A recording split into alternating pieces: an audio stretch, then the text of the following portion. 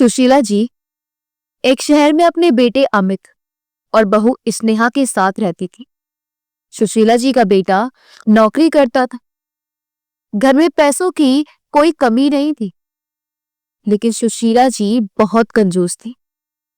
अमित अपनी सारी तनख्वाह सुशीला जी को देता था। एक दिन स्नेहा सुशीला जी से बोली, माँ जी, नवरात्रि का व्रत है, आप कुछ फल मंगा दीजिए। सुशीला जी ने कहा, बहू, अगर तुझसे भूखा नहीं रहा जाता तो व्रत का ढोंग क्यों करती है? पता है मेरा बेटा कितनी मेहनत से पैसा कमाता है, तुझे व्रत में भी फल खाने हैं। फल पता है कितने महंगे आते हैं। सुशीला जी की बात सुनकर स्नेहा बोली, लेकिन माँ जी, फलाहार तो सभी करते हैं व्रत में। सुशीला जी ने कहा, मैं कुछ नहीं मंगाने वाली, इससे तो अच्छा है तू कल का बचा खाना खा ले। स्नेहा चुपचाप अपने कमरे में चली गई। जब शाम को स्नेहा ने अमित को सारी बात बताई। स्नेहा की बात सुनकर अमित ने अपनी माँ से कहा, माँ, तुम भी कमाल करती हो, थोड़े से फल मंगा लेती तो क्या हो जाता। आखिर हमारे पास पैसों की कमी नहीं है, फिर भी तुम हमेशा कंजूसी में लगी रहती हो। सुशीला जी ने कहा, मैं ही घर छोड़कर चली जाती हूँ, फिर तुम दोनों पैसे लुटाते हैं ना। ये कहकर सुशीला जी घर छोड़कर चल देती हैं। स्नेहा बोली, माँ जी रुक जाइए, आप जैसा चाहे वैसे पैसे खर्च कीजिए।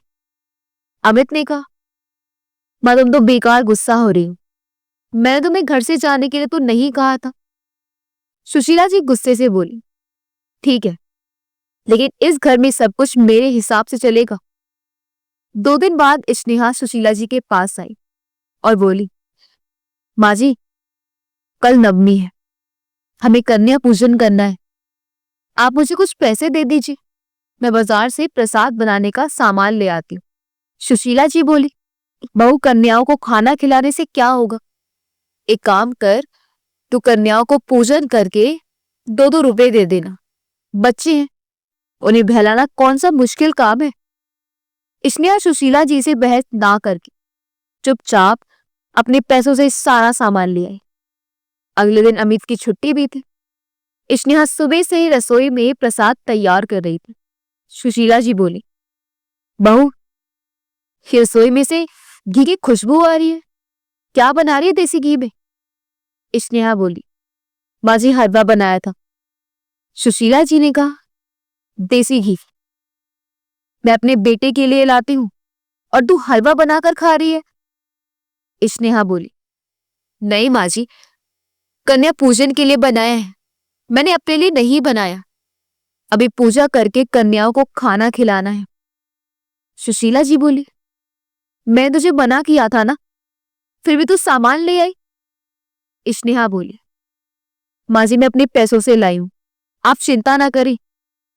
सुशीला जी ने कहा, ठीक है, लेकिन खाना मैं खिलाऊंगी कन्याओं को, तू तो सारा खाना खत्म कर देगी। अमित और स्नेहा सुशीला जी की बात सुनकर बहुत दुखी होते हैं।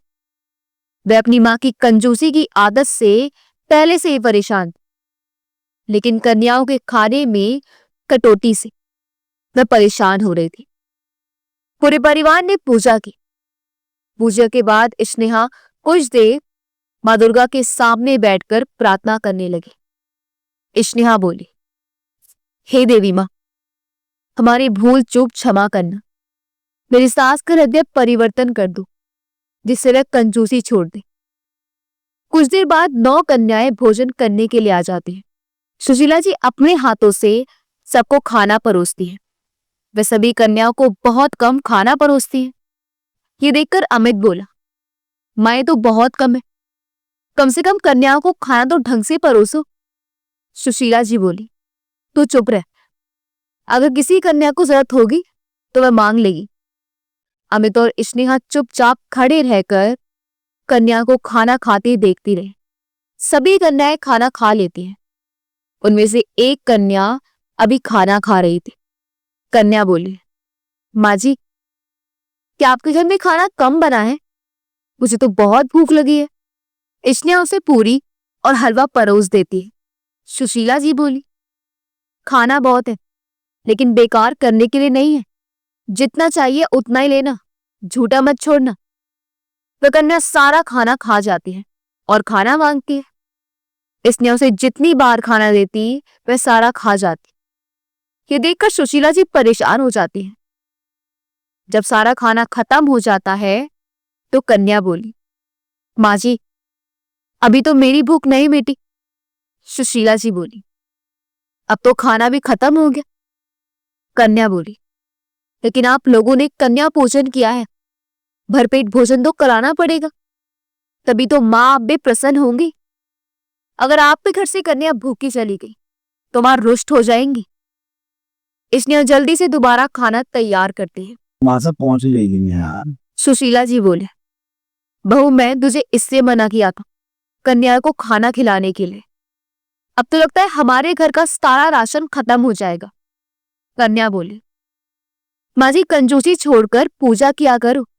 देवी माँ के प्रसाद में कैसी कंजूसी। सुशीला जी बोली, चुप रहकर चुपचाप खाना खा और अपने घर जा। स्नेहा उसे और खाना लाकर देती है, जिसे खाकर कन्या खड़ी हो जाती है। कन्या बोली, खाना तो हो गया, लेकिन कन्या को दक्षिणा भी तो दो, कंजूस दादी। सुशीला जी बोली, हे भगवान, अब इसे पैसे भी चाहिए। तभी अमित उस कन्या को पैसे दे देता है। अमित और स्नेहा उसके पैर छूकर आशीर्वाद देते हैं। कन्या बोली, आप भी पैर छू लो, मैं आपको भी आशीर्वाद दे दूंगी।